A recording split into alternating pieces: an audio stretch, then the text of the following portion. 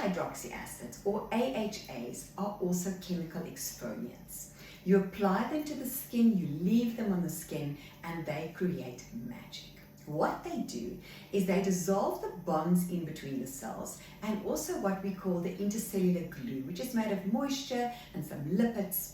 Now, I want you for a minute to imagine that your skin cells have got little arms that they hold onto one another. And those arms are called desmosomes. And in between those desmosomes, we of course have that intercellular glue or that moisture and lipids.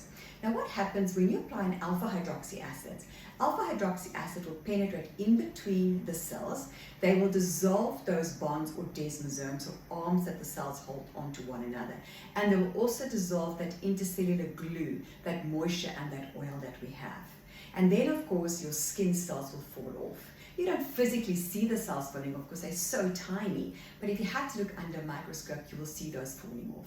Glycolic acid, lactic acid, mandelic acid are some of the ones you predominantly will find in either the aesthetic arena or also in the professional skincare centers. They come at different concentrations, they come at different pH. The lower the pH, the stronger they are. The higher the pH, the less strong they are. For instance, if you look at something like a lactic acid doesn't just exfoliate the skin, it can also hydrate the skin and also help to prevent hyperpigmentation or help with the brightening action of hyperpigmentation.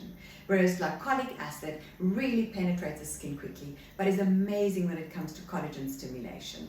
So they all have different actions, but at the end of the day, the way that they exfoliate the skin is exactly the same. Depending on how strong the percentage, how low the pH, will allow them to go deeper into the skin, removing dead skin cells.